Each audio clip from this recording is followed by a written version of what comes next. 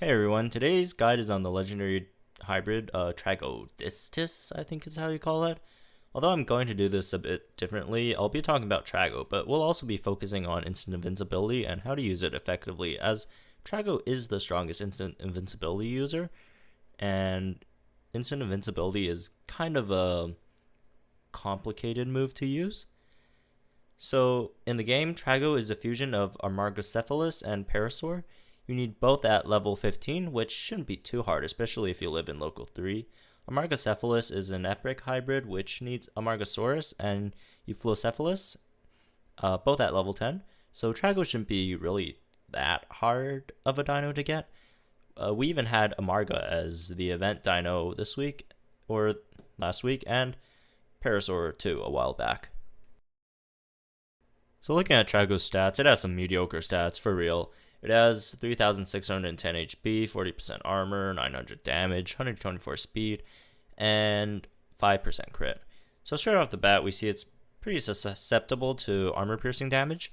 Its HP isn't that great, especially for a tank. However, against non-armor piercing dinos, it does quite well, but still nowhere as tanky as other tanks, as they both have the armor and the extra 50% off short defense.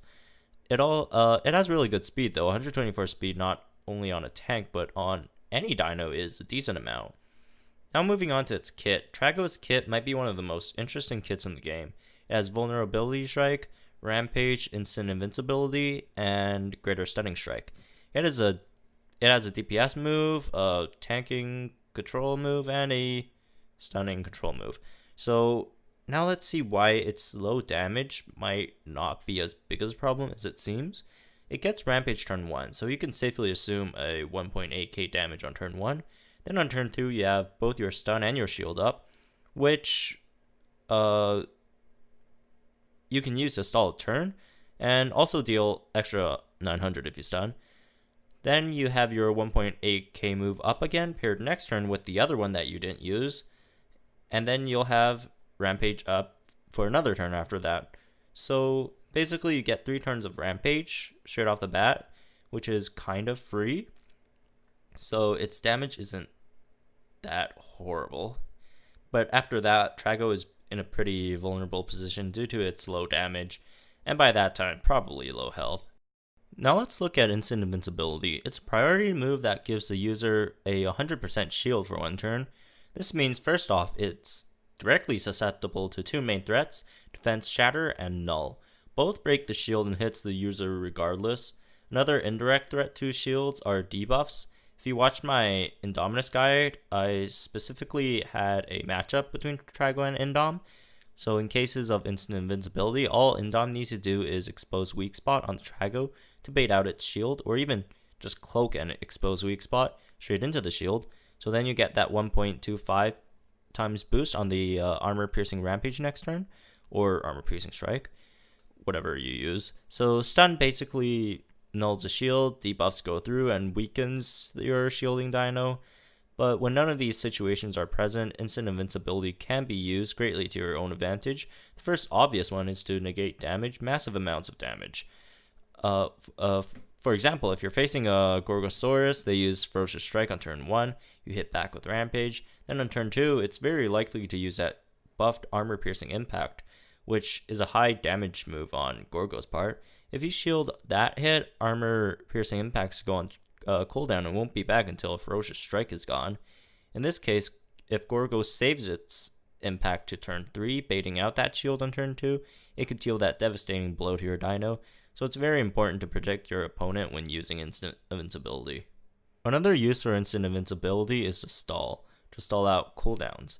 This is a core part of Trago. Stalling for cooldowns on Rampage is how Trago is centered, but if your opponent predicts your shield and uses a basic attack on you, that also gives them a turn to wait out their cooldowns. Trago uses this exceptionally well, as it swaps between greater stunning strike and instant invincibility to try and pull off the most amount of rampages it can get onto the opponent. But then again, this is very predictable, and the opponent can use it to their advantage too if they want to set up some cooldowns.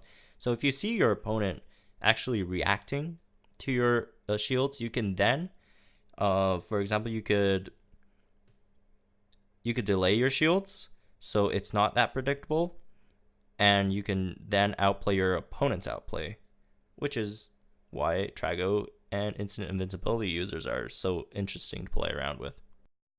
Overall, Instant Invincibility is a fun move as it requires quite a bit of outplay to use well, but as it is now, it definitely needs a buff. First of all, the debuffs that go through it really hurts its viability, as debuffing is fairly meta at the moment. Pounce, Decel, Agamizer, Greater Stun, all that really hurts the Instant Invincibility's usefulness. And its counters, I'm fine with Defense Shattering Breaking Shield, since I guess that's its whole point.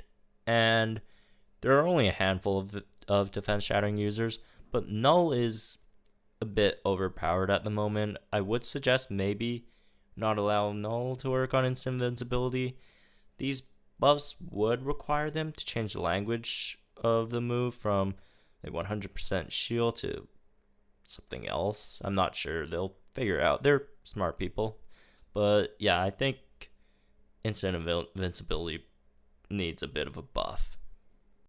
So back to Trago. One interesting matchup is against Indominus, which I outlined in the Indominus video. I'll have that video linked down below, so I won't go over it again over here. So one thing I will add though, if you've watched that video, if your Indom and Trago doesn't use Instant Invincibility on turn 2, just keep on using Strike on turn 3. If Trago gets baited out the Instant Invincibility, then use Rampage. So one thing about Instant Invincibility dinos, well, not so much the others, but very much so for Trago, is that it's best used when it can come in and one-shot an injured enemy dino with a Rampage or Strike. So when Trago first comes out, it's a very vulnerable dino. Its kit, which makes it so versatile, is still on delay for the most part. So after one turn setup, you'll have your options all presented to you. And this is why Tragodistis is so good. It has all its options already available to it on turn 1. So it could use its moves accordingly to the situation. As you might have guessed, Trago doesn't do well against most armor piercing and defense shattering dinos. Facing null dinos, it needs to outplay them, and it loses an option when facing immune dinos.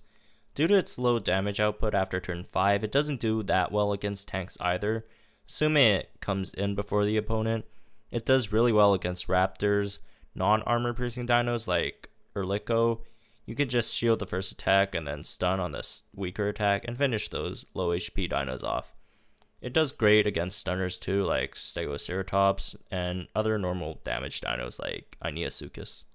So given the circumstances, Trago is a very versatile dino that, although it has many counters, can be a nice situational pick. It's one of the more harder to use dinos, as there are many situations that can play out. It's a fairly easy to create legendary too, so try to pick up one as soon as you can. And as I mentioned before, it's not a really good opener dino, so don't expect it to go 1v1 against some dino and have a really great chance of beating it. Like, of course, the weaker dinos, but probably not stuff like Stegodia, Stegoceratops. So try to bring it out later in the game so it could have that turn or two to set up. Anyways, that's it for today's Trago guide. It's fairly different from my usual guides due to the nature of the dino and how it operates, which is why it's hard to talk about straight up matchups and such. Well, that's it for today. Leave a like if you enjoyed it. I'll be doing the long requested opening meta video for tomorrow, I hope. Or maybe even a spawn video.